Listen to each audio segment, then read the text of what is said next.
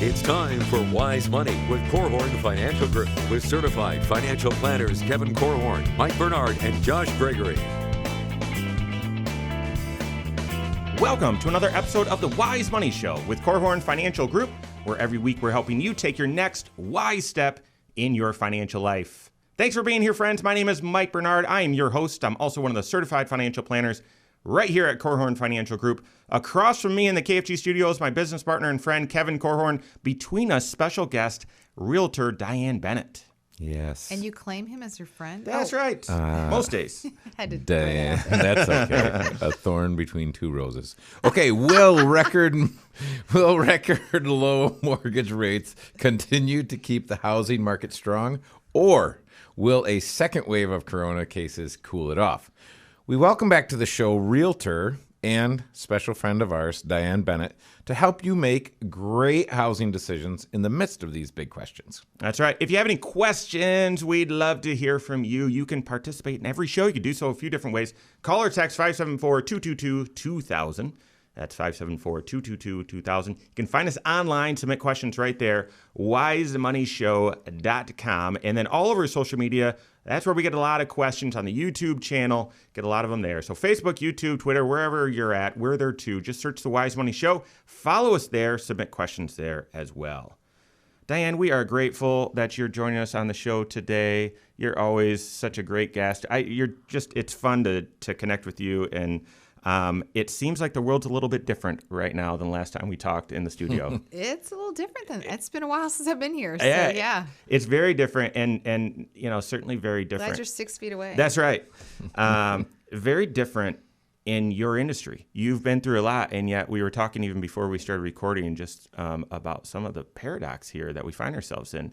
So we're going to talk about whether you're thinking of buying a house, and you probably are, or in thinking maybe should you sell your house. You're probably thinking that too. We're going to talk about all that today with special guest Diane Bennett from Inspired Homes. But first, why? We've got a global pandemic. Why do you think the housing market's so strong?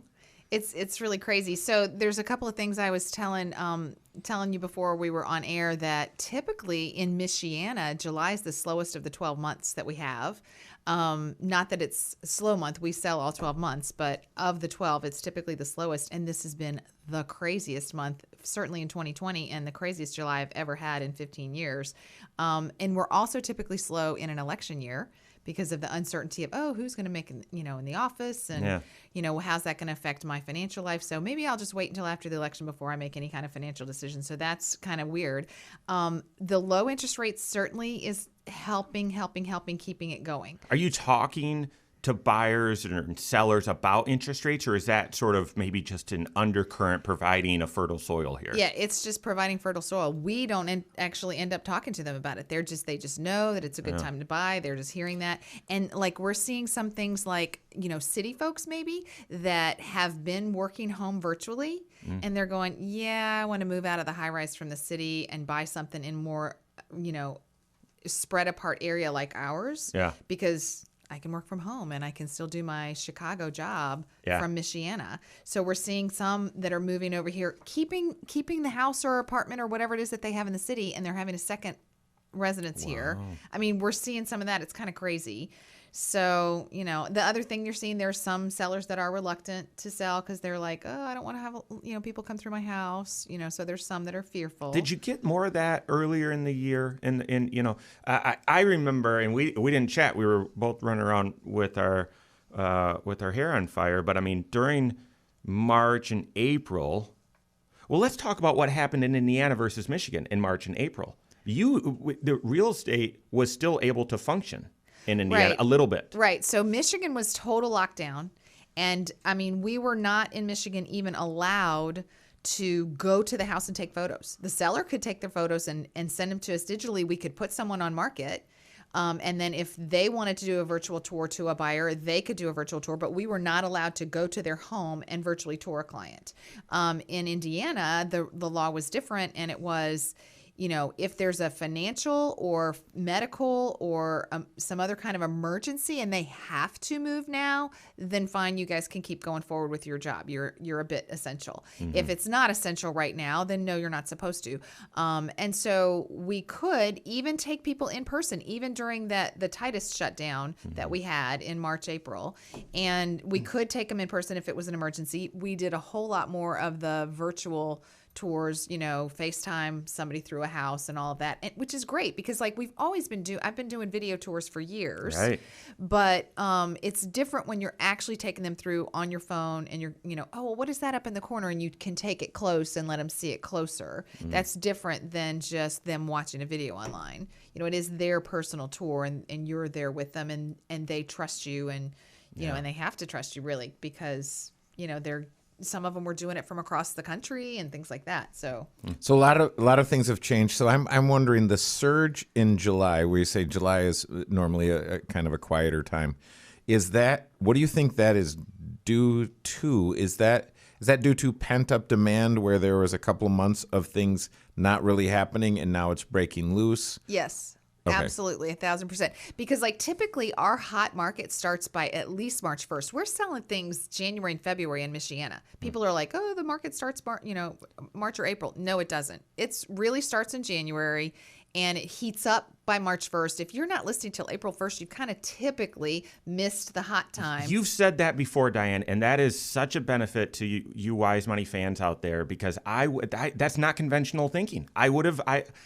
You're the first one that told me that, and I find that so helpful. Yeah, it's really sooner than you think it is here typically. And then so, we kind of like that all shut down. The ones that do typically list March 1st couldn't go up until May 1st or some of them June 1st. So yes, what you're seeing in the July is probably more like what we would have had, closings in April from earlier. Do you also think that this July surge or the summer surge pent-up demand, but also anticipating that a spike in cases might shut things down again, and if I was planning to move or whatever, I better get it done quick? You think that might be part of it? I do. I know that there's a lot of people that we've spoken to that kind of think, oh, when it gets cold again, because the heat, they feel like the heat is killing off the germ more. Typical flu season is in winter, not in the summertime and stuff like that. So so we definitely think that there's people that are like, I got to do this now. I'm not going to be able to do this in October and November, December, whatever. So yeah. Yeah. We were talking a little bit. So this is very, very interesting. Oh, there's so much to hit. Housing market is extremely strong. And yet, whether you believe it or not, as the extra unemployment part of the CARES Act was running out, the Wall Street Journal and several others were doing surveys, and there was 9 million people that missed their mortgage or rent payment, and then 23 million who said, I have no idea how I'm going to pay it. You would think that's going to create something bad is going to happen in the housing market, and yet it's still strong. So we have this polarization. We have this dichotomy where it's both really strong and potentially very weak. What are your thoughts? It's just the ones that are wanting to buy are more of the entry level. I mean, the hottest market, which we're going to talk about later, I know, is the entry level. And you cannot build in the entry level. Yeah. So there's less supply in the entry level. And so that's kind of part of the issue is the entry level people. And so, there's been so many that have been looking, but if they haven't found, they're still looking. Yeah. Because, this one wrote, and got bid out in a bidding war on this house and got bid out in a bidding war on this house and they're still looking, and they haven't found theirs. Yeah. So that's part of it. And you can't go build a new house for $150,000. You can't go build a new house for really hardly $250,000, really. That's exactly right. And with the risk out there, even if you're building, you're building a larger, more expensive home. I also want to talk about, Diane and I were talking before we started airing about how even the closing process has changed with the coronavirus. So I want to let you know whether you're jumping into a purchase or selling, what to expect, and then what things you should be doing if you're considering those things. So a lot more to come here on the Wise Money Show with Korhorn Financial Group. Hello, YouTube. Thanks for being here. This is the Wise Money Show. You're at the Wise Money Show channel. If you are new, and not a subscriber, I'd invite you to do so. Hit that subscribe button, turn on notifications, and if you like the content, you've appreciated the content, smash that thumbs up button. What you're watching right now is our full 1-hour talk show that airs every single week on Saturday mornings right here on the YouTube channel. It's also on podcast, wherever you listen, Spotify, iTunes, wherever. And then it also airs locally on a couple radio stations in northern Indiana. Throughout the week, you're going to get next Wise Step videos, 5 to 10 minute nuggets of what's going on in the financial world, how to apply it to your financial life in a wise way. So be sure to subscribe if you're not already a subscriber. Thank you very much. All right. Good stuff. So we just keep recording during the breaks, and I do a little YouTube intro there and Cool. bonus content. Any bonus content that you didn't share on anything we already talked about? No? I'll ask you this. What about, pent-up demand, possibly, borrowing some of February and March's demand, happening now, right. and possibly borrowing some of November, December's demand, happening right now. So this is not sustainable? Like this surge. So I don't see it slowing down. I don't know when it's going to slow down. So I mean, the election thing's just crazy. Are we gonna talk about mortgages much at all? We can. You can, but mortgage questions are really better for lenders. Right. Because I don't know. This lender's got this lender's got that. I don't know all the lender the stuff. the thing that's fascinating to me is that as it relate, because I would say, well, what would burst this bubble? What would cause it to stop? And because everyone says, well, these interest rates are fabulous, so I'm going to, but the lenders have made it more difficult to borrow the money. There's so many more hoops they have to jump through, for sure. Right. And so I'm looking at this and I'm like, well, wait a minute. Even though the 10-year Treasury note is at 55 basis points, they've still made it, interest rates are still, 3-ish%.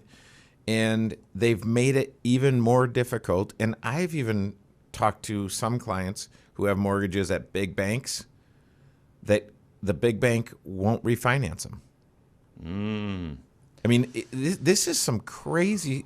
These are crazy times that we're living in. With Dana and Brandon, we talked about the old accordion, just trying to make it interesting. Talked about the credit. Like Scott. I didn't mention Scott by Anson name. Played an accordion, but the credit is like an accordion. It can expand, it can contract, and we have contracting credit going on right now. Banks, especially credit card companies, are limiting their exposure, and so it is interesting if this is the ripple effect. We're not going to talk about this. Is bonus content. The 23 million.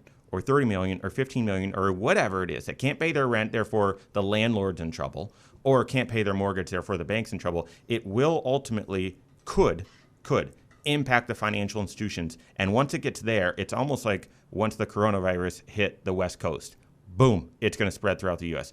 Once the financial trouble hits the banks, that could expand through the economy. Yeah, you disagree? No. Yes. Because the banks don't lose. I mean, this is this is the problem. I mean, I'm not talking about a bank going under. I'm talking about the bank's ability to influence businesses and consumers and so on. Yeah, I don't know. I mean, it's very interesting to see, and there's been, especially with the various numbers and levels of stimuli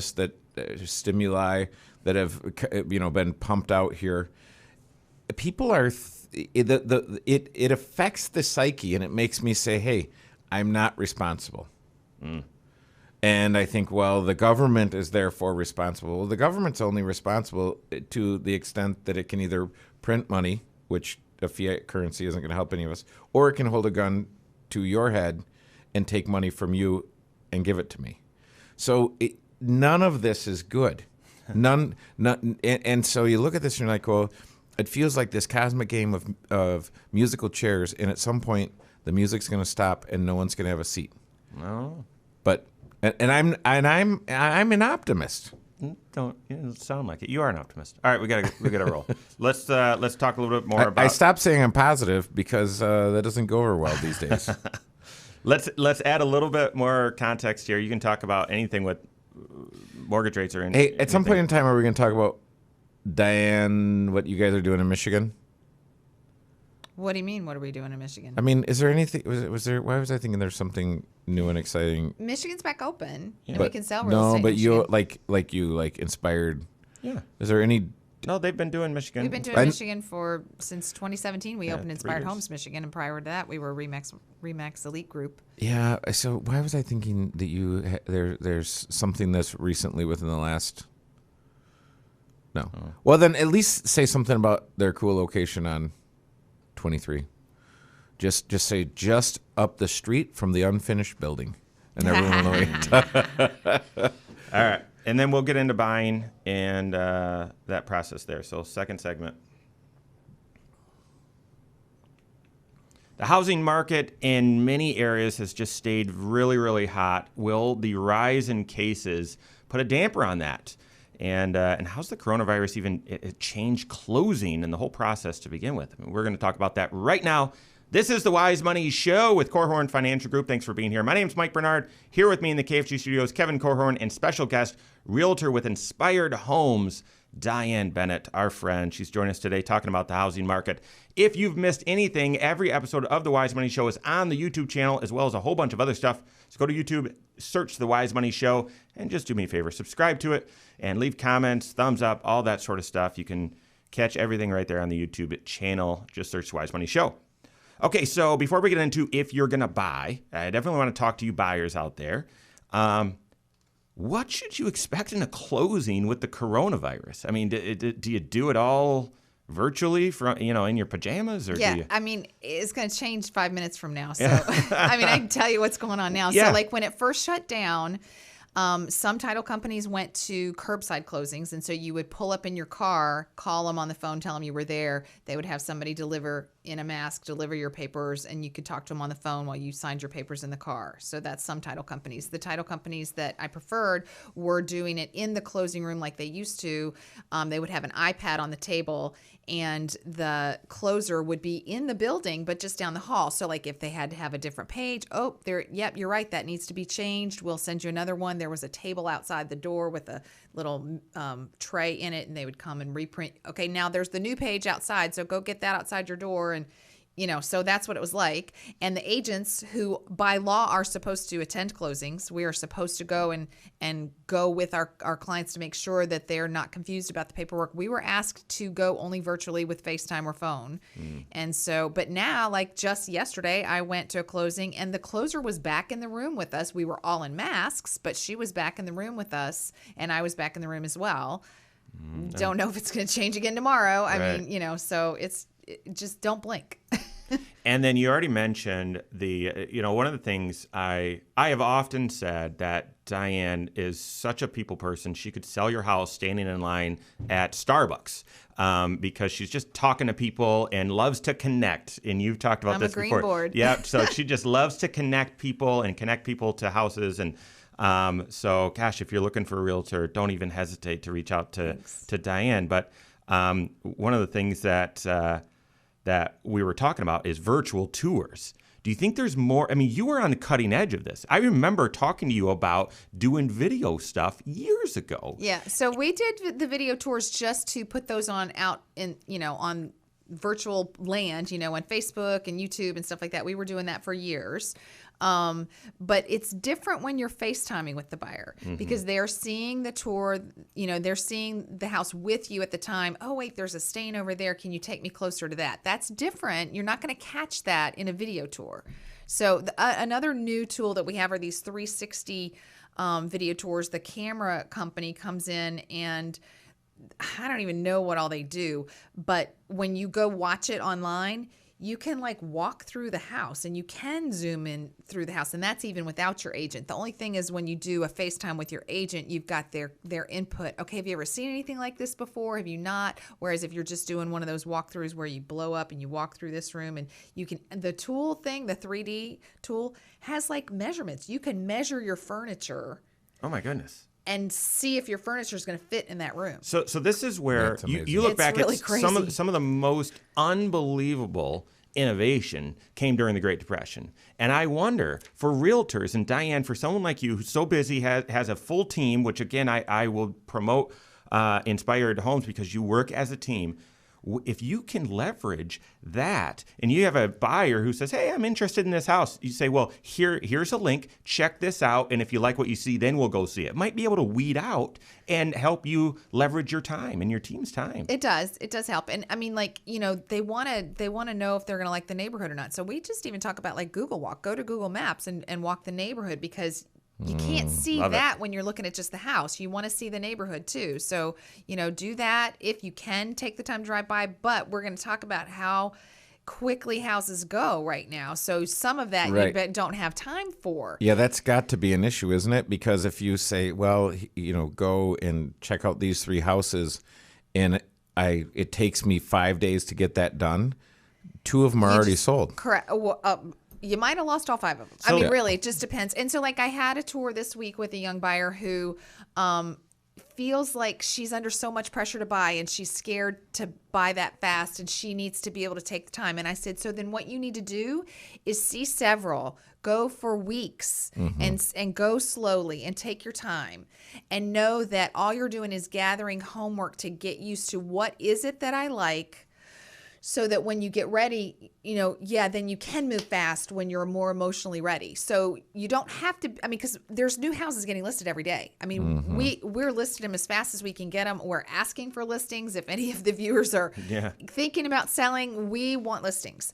And we'll talk about that in the next segment about sellers. But yeah, just because this one went away and that one went away, and there's going to be another one come. Yeah. There'll be another one get listed. And so just, if you need to go slow and be patient for a while, that's okay. But know that house is going to be gone. And there'll be another one, but that house is going to be gone. So you just have to be calm, take a lot of breaths, trust your agent, hire a really good agent. You guys, the first time I ever met Mike, I think I met Mike before I knew Lori. But anyway, you guys always talked about how Corhorn wanted to be high integrity and high skill and education. That's right. Because you can have great integrity, but not good knowledge and advise somebody poorly. Exactly. And you can have great skill and knowledge, but not high integrity, and advise somebody poorly. And that's why I love Corhorn, and that's what Inspired has always wanted to be. We want to be that person that is high skill. We study, we take all our Con Ed and then some. Some of the agents have designations and things like that, because we want to make sure that our skill levels for you are absolutely up, top notch, can't get any better. So in a jargon-free zone, Con Ed is continuing. No, that's okay. Ed. But they're really, it's not con, it's continuing education. Yeah, just a little point of clarification. So here's what's interesting, because there's someone out there right now listening, and they're saying, Diane, I am that person. I am the person who I don't want to have to move fast, but the market's moving faster than I feel like I'm willing to move. So if you were talking to that person right now, how would you tell them to get prepared? Because I've tried to coach folks that are in a situation like that, and I've said, hey, have a checklist, number one, of what's really important, and make sure that your realtor has the checklist so that they don't come to you and say, hey, well, what do you think about this? Like, no, look at the checklist. Let's work from the checklist. What else? How else would you coach that person who says, listen, I'm one of the slow skis, and the market is moving just, lickety split here. Right. So I definitely think the checklist is huge. Okay. And if you wrote the checklist, don't veer from it. Okay. Yeah. Well, I can't tell you the number of times we'll have a buyer who says, these are the things I want. These are the things I want. These are the things I want. And we're working to find them the things they want. And they send us a house they saw online that does not match the checklist. Okay. That's not what you said you wanted. I know, but I just have to see it. So sometimes we'll go ahead and take them to see it, and then they'll go, yeah, you're right. I didn't really want that one.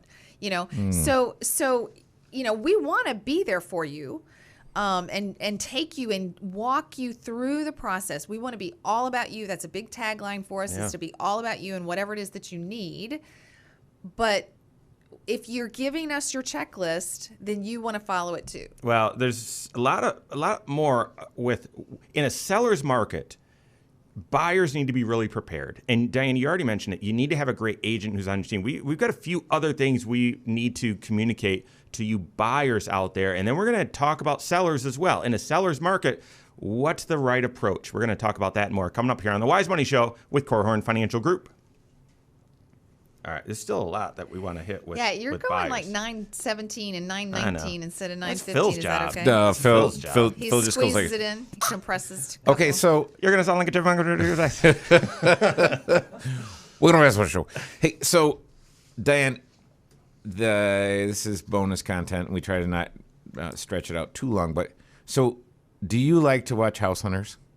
No, I never watch it. House Hunters International? Nope, never watch it. I have some Really? age. I know I should, but I cannot take the time to do that. I'm too busy with my clients. I know it's crazy. I am not the realtor that.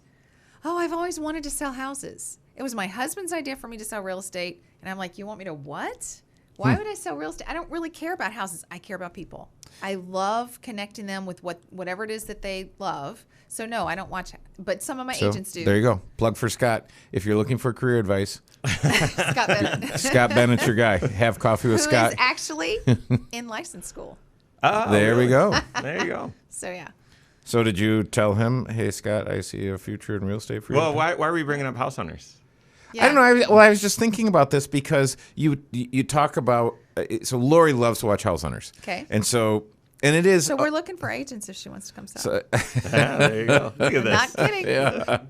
so She could recruit an Did you agent hear on me, a radio Taylor? show. Did you hear me? You heard that? Yeah. Sell your house in the line at Starbucks. so what they'll agent. do is. And I actually sometimes it's kind of fun because they'll look at 3 different houses, Right. and then they'll say, okay, which house?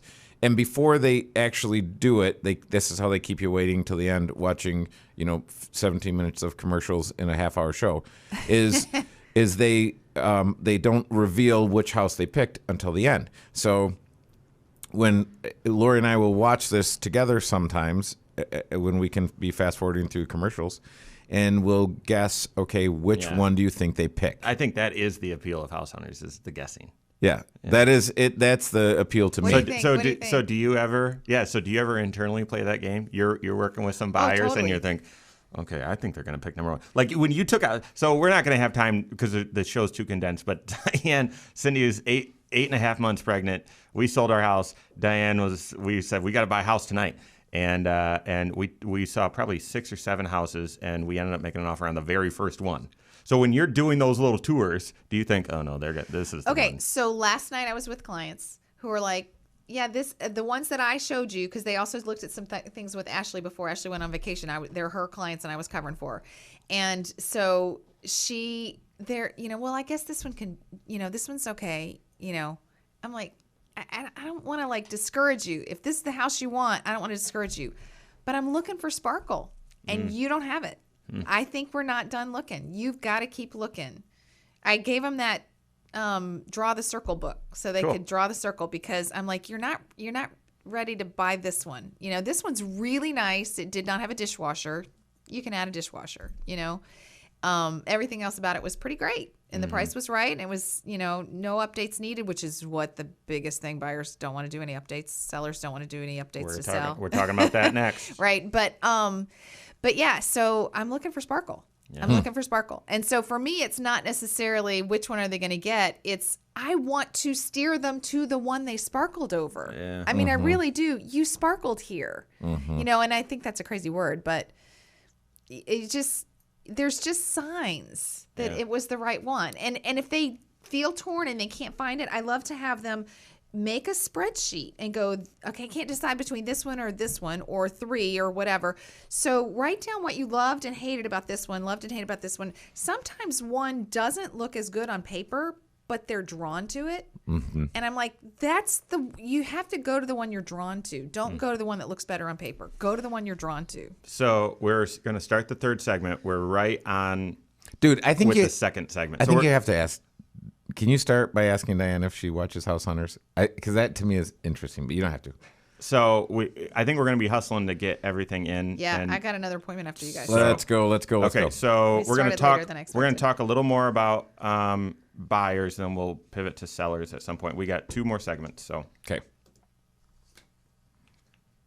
Should you, if you're thinking of selling, how much money do you put into your house first? Do you clean this stuff up? Do you paint this? Do you do that countertop you've always wanted to do? Diane's going to give us that wisdom here in just a second. This is the Wise Money Show with Korhorn Financial Group. My name's Mike Bernard. Here with me in the KFC studios, Kevin Korhorn, and special guest, realtor with Inspired Homes serving Indiana and Michigan, Diane Bennett. If you have a question for the show, we'd love to hear from you. You can reach out to us online, wisemoneyshow.com. You can call or text 574-222-2000. Let me remind you, wherever you're at on social media, we are there as well. Wherever you hang out on social media, just search the Wise Money Show with Korhorn Financial Group and subscribe and like it and leave questions and follow all that fun stuff. It's a seller's market, Diane.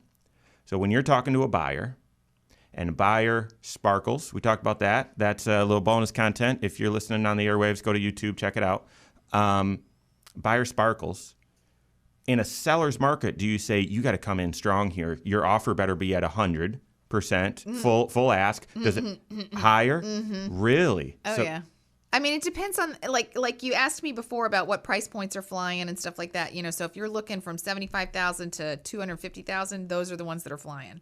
Okay, flying off, multiple offers up and over asking price. Really? So you got to come in strong. Yeah, and so. How do you do that is a really serious question. You talk to your lender, find out what you can do with your lender. We have great lenders that we've recommended people use before. Sometimes people come, they've already started working with lender, and that's great. I don't want to steer them away from whoever they started working with. But I know some that get the job done. So if you don't know who to go to, call us. And so like the strongest offer, if somebody's able to do cash. A seller loves a cash offer. Most sellers love a cash offer because they don't have to appraise for purchase price. They can close quickly. It's a cash offer strong in a seller's mind. Yeah. Okay. Not that many buyers can do that. So the more money down they have, if it can be conventional over FHA, those are very commonly preferred by sellers, conventional, because FHA has a little bit stricter. When the appraiser comes in, they might say, oh, there's some peeling paint that has to be repaired, whatever. So they like those better. And then what kind of contingencies? Do you have to sell a house? And is yours contingent? Like sometimes we'll have somebody that wants to sell before they buy. And so they want to go out looking for the buy before they put it on the market because they know it's going to fly off the market. Yeah. And you want to be contingent on this selling. Okay, picture this, Mr. Buyer. When you're selling, is that the kind of offer you want to take? Not so much, So you're going to be better if you don't have any contingencies. When we're in bidding wars, I sold one, I think we closed in January, that we got it in a bidding war and said no appraisal, no inspections. We were like, oh, we could go over appraised price and no inspections because she had to have that house. She knew the next door neighbors. She'd been looking at this neighborhood for so long. Yeah. She wanted that house.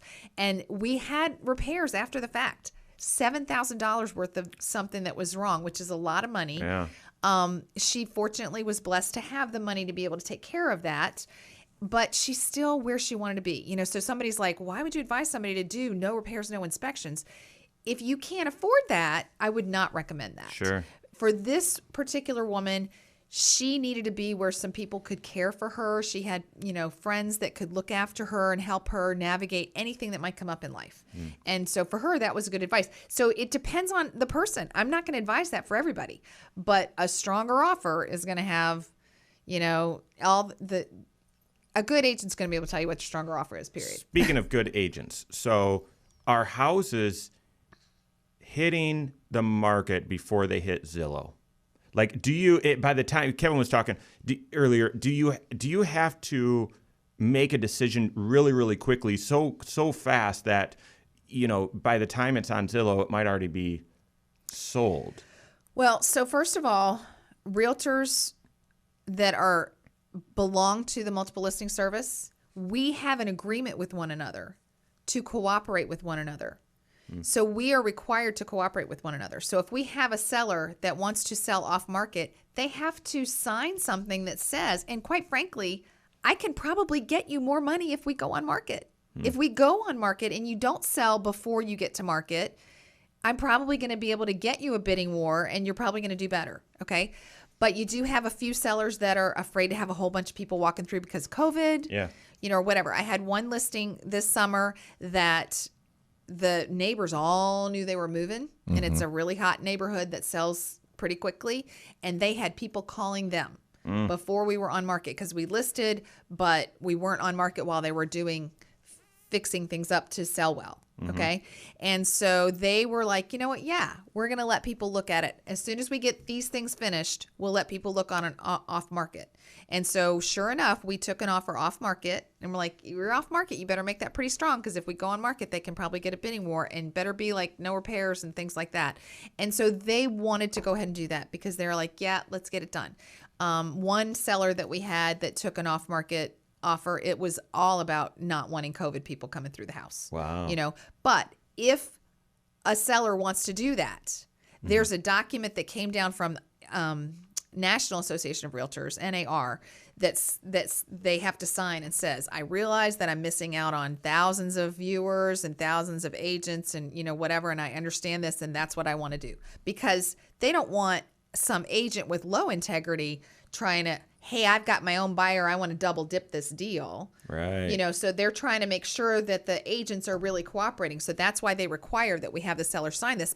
But why wouldn't we want our sellers to make the most money? That's what we're in business for our clients, not for us. And so, anyway, so yeah. There are several inflection points in the real estate process where you better be working with your certified financial planner. And one of them right here, before we transition into sellers, with a seller's market, buyers need to figure out, do you buy before you sell? Do you go risk on with real estate? Because Kevin and I remember one in particular, an individual in 06, 07, they were looking for their dream house and they lived in a more rural community. And but the dream house, we've loved this house. Okay, we bought this house because it was our dream house. We couldn't imagine any other house. That's the one, bought it, and then got caught on the fence and could not sell their existing house. So I'm not foreshadowing here. I just think if you're moving voluntarily and you're wanting to upgrade for certain reasons, is now the time you buy before you sell. If that's the case, you better be talking to your certified financial planner, and they better be in good collaboration, communication with your realtor as well. Absolutely. I mean, Absolutely. Because if you're choosing to buy, you better be buying something in particular. And if you don't go grab that first, it might not be there as soon as. So I have one client that's looking to do that, and they have they're not in a financial position to pay cash or buy a second house themselves, but they have friends who are and who are willing to fund them. So the friend will buy the house and then they'll go sell theirs. Oh my goodness. Which is crazy. That is crazy. That they're blessed that way. I want friends like kidding, that. that's Hey, quite if a you're one friend. of those friends, give me a call. Call us up. Well, and I was talking to a client yesterday, and they know, hey, we're going to be moving. They have a mortgage that they want to pay down or pay off, but they're not quite ready to pay it off. And so I said, look, one of the tools that needs to be in your toolbox is a good-sized home equity line, because you can put a home equity line on your current house, use some of that equity as the downstroke on the next house, and then sell. So we've been talking a lot. This is seller's market.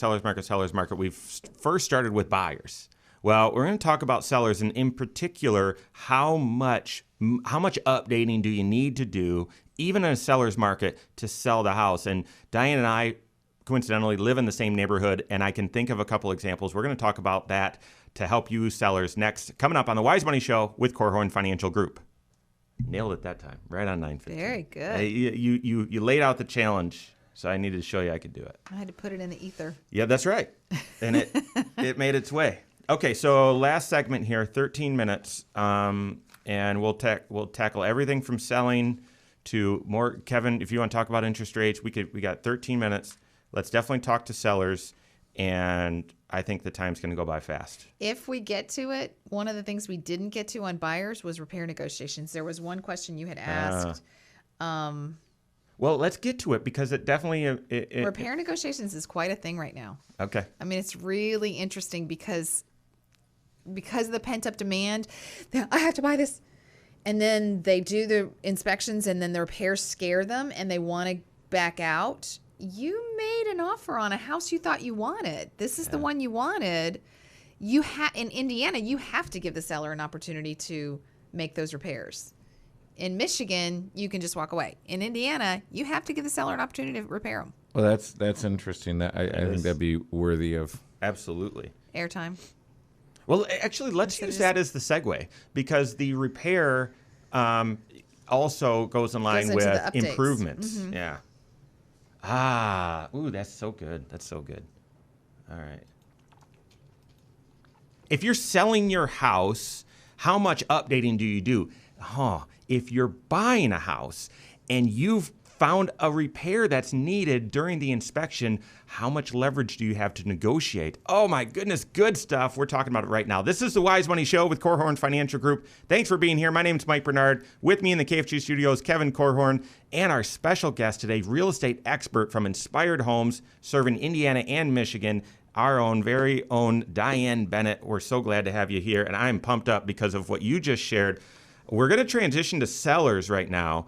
And if you're selling your house, okay, so just around the corner from where I live, there's a house that is not updated at all. And I don't even know who they're, and I know the family very well, and they've, had a little different lifestyle, but they're great people.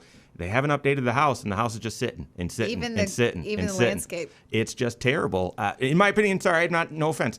But then down the road on the other side of the big circle from you, there's a house that was immaculate updated. The bathroom in this master bedroom looks unbelievable, and it sold so quickly. In hours. So how do you decide as a seller how much updating you do? And then as a buyer, when you go to, okay, I want this house and you do an inspection, do you have any leverage when repairs come back? So let's talk about that balance there, Diane.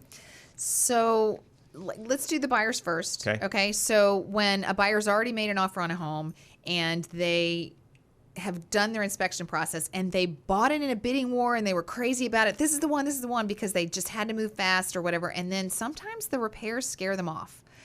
But the problem is, first of all, in Indiana, you have to give the seller an opportunity to make repairs that are satisfactory to you. Now, sometimes some sellers don't want to because they're like, I'll just go back on market and get another buyer. So that's kind of a thing. And so you just have to decide, do I want to buy this one and make these repairs myself later or not? Whatever. Or do I want to go find another house? Well, the thing is, you go buy another house. These are not brand new construction homes we're talking. We're talking homes that have been lived in and you buy a used something and there's something wrong with it. You buy a new construction house. Something's going to break. That's what most eventually, people do. Yeah. Things break. They don't stay perfect forever. You drive your car. It's not perfect all the time. You have to put oil in it. You have to, so things get used and break and they have to be repaired. So, don't be as a buyer necessarily scared off by the repairs. Go into it with your eyes wide open. How much are these repairs going to cost me to, is it overwhelming? Are there too many repairs to be done? That's, one question. So then when you go to the seller side, so I want to get sold. I want to sell in a bidding war. Okay, you want to sell in a bidding war. Let's talk about what things, sell the house. Kitchens and baths, absolutely. Kitchens, baths, always. New flooring, paint job, new light fixtures, maybe new hardware. Those are the things that are, well, you know what? I went into one with somebody 2 days ago that the kitchens and baths were done and they looked great. The landscape was awful. And there were other repairs needed to the naked eye in the house. So it was great that they did do the kitchens and baths, but they didn't do everything. So it's not jumping off market. Yeah. If you want to fly off market, do it all. Yeah. Spend the money, do it all. But talk to your wise agent knowing, how much is the top I'm going to get back, and am I willing to put in this money to get that back? Or the ones that are flying off the market compared to their comparables, they're the most updated and the best priced. I mean, you can be priced kind of average. And if there's too many repairs to be done, too many updates to be done, buyers are not really interested in it. Houses are extremely emotional. and so you need to be careful. But so our neighborhood, 20, 25 years old now, and the houses that still have the brass finishes, they're not moving as quickly. Which right? is funny because brass is coming back in. Is it really? They keep telling me. Of course. Well, who knows? Okay, but those are still the dated brass ones. Even if brass Yeah. is coming back in, it's something new about it. It looks newer, It's a conspiracy. It is totally a conspiracy. So- it's like fashion changes, They have to sell. I think so you said sellers like a cash offer. For those, but those are rare. Are the houses appraising? Can they appraise? When you're getting a mortgage, the house has to appraise. Yeah, this is the crazy thing. Hey, I negotiated this price. Well, the bank needs to come in and make sure that's the right price. To me, that feels a little overbearing. But anyway, are houses appraising even though they're rising in value? So some yes and some no. And that's a really hard question because the bank wants to make sure that it appraises, and pre-2008, a house was worth whatever any willing, able, ready buyer would pay for it. It just appraised for whatever. I still believe if you look in Webster's dictionary, that's market value. That's the market value. Okay. However, because of 2008, appraisers have restrictions on them. They have to show, it's the craziest thing to me, they have to provide comparable sales that show why the value is what the value is. They can't just appraise it at whatever we would get a cut appraisal and I'd say, I have 8 offers. 2 of them were this high. Third one was just a little under. Why is this not appraising here? Whatever. These are what the buyers are saying. And, the appraiser's like, I got to support it. I'm going to lose my license and my livelihood if I don't support it with past sales. So that's a hard thing. That was a few years ago that they might. Well, now the buyers are like, I know, I got to pay over it. So the buyers are now willing to pay over if it doesn't appraise to a certain extent, which is helping the increase. Because before, when it was happening, 3 years ago, I was like, well, how are the values ever going to increase if you're only doing what's sold? Well, now, because buyers want them so much, they are willing to pay if it doesn't appraise. And pay cash or come up with other financing? They have to figure it out. They'll have to get gift funds or whatever to pay a little over. So like we had one this week that was cut $30,000. Oh my goodness. $30,000 for a $210,000 house is a lot of money cut. And so, but she couldn't find comps. We sent her comps. She's like, nope, I can't use that one because I can't use that one because I can't use that one because she's worried about her license. She's trying to support it or whatever. So this seller did come down some and the buyer came up some so that the deal stayed together and they didn't go back on market because the seller's like, I'll go back on market and get another buyer. But they also were already under contract with their purchase that they wanted, and they were willing to come down a little bit if they could stay in their deal of the house they wanted to buy. So I wondered about comps before coming in, thinking about what we were going to talk about today. I wondered with the basically 2 months where the real estate activity was, let's just say, either stopped or very low. Are there comps enough? I mean. Yeah, because we typically go 6 months back. Okay. So you have a 6-month spread. And I like to look even more back if it's like yesterday we were looking at a higher priced home in a neighborhood where there's some higher priced and some lower priced. And the recent, even 12 months back, didn't have any of the big homes. So I went just to look at it 5 years back just to see. I mean, that's not what an appraiser is going to use, and my buyer needs to know that. But I want to see, but where did the big houses go?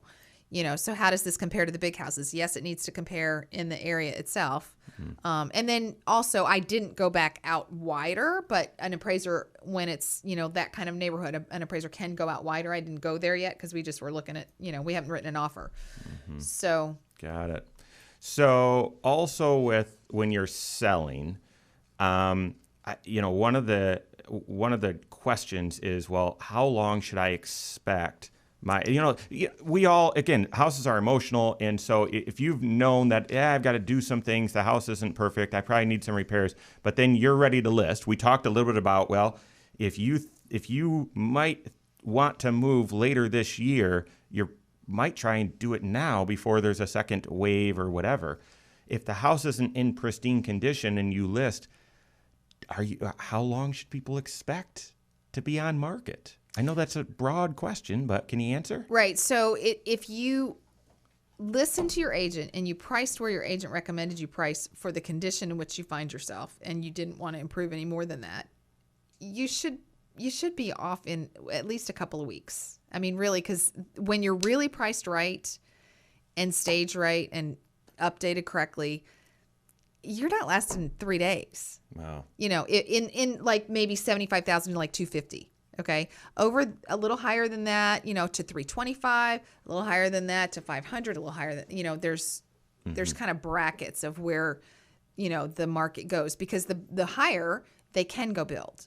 Yeah. So if it's a more expensive home, they could go build exactly what they want instead of taking yours and doing your 25-year-old updates. Which is so interesting. I thought for a long time there's no more building in St. Joe County. Oh, and there's lots tons of building. There's tons. I thought that up until 2012, 2013. And then it's like, oh, you can put a house back there? Oh, there's these little one-street neighborhoods are popping up all over the place. Right. So I think you're We right. have great builders in town. Oh, yeah. There's some really good builders around. What would you tell someone right now who's listening and thinking about a house change, thinking about selling, but, you know, is nervous? What would you tell them? So I have one seller that is planning to sell now because he knows he can, and he is planning to live for 6 months in an apartment. He's just planning on it. If you are able to do that kind of transition and you don't have to go from house to house and you don't mind putting things in storage and staying somewhere temporarily, that's a great plan if you can do that. If you're okay moving twice. If you don't mind moving twice, that's a great plan. Depending on where you're at, if you can buy first and what you have to sell, talk to your wise agent about whether you can sell, you know, whether yours looks like one that's going to sell quickly or not. And you can buy first, great. That's great. And then you can have just one move. But if you're not in a position to do that, or what you have to sell is not one of the high demand things that are so sought after, then plan to move twice. Do the transition move. It's a wise, careful way to be with your money. Your financial planner would love you for it. You know, It's less risk. and it's you know, you've got more time. You could go ahead and build then. Yeah. You have time to build instead of just, you know, buying what's out there. Or you can buy one of the existing homes that does need updates that the seller was not in a position or, you know, emotionally or financially to do updates. So you buy that for less, update it while you're still in your apartment or wherever your transition home is. Yeah. So that's a great way to do it. Diane, we've so appreciated having you on the show. I can't think of other than the real estate crisis, this feels like a little mini crisis right now with real estate. And if I can just mention again that if you're considering a housing move, you've got to have a competent real estate agent who's got the right integrity and character, but has the right competence and skill. And then, of course, you know, making a housing decision. For most people, your house is your most valuable asset. You've got to be working with your certified financial planner to know how much house you can afford, whether you do 15-year or 30-year on the mortgage, how much improvement can you do on the house you're trying to sell or the house that you want to buy, all those things. So this has been really helpful. Thanks, Diane, for being on. All right. On behalf of Kevin Korhorn, Diane Bennett, and all of us at Korhorn Financial Group, have a great weekend. We'll see you next Saturday for Wise Money with Korhorn Financial Group. Securities offered through Silver Oak Securities, member FINRA/SIPC. Advisory services offered through KFG Wealth Management, LLC. Doing business as Korhorn Financial Group. KFG Wealth Management, LLC and Silver Oak Securities Incorporated companies are unaffiliated.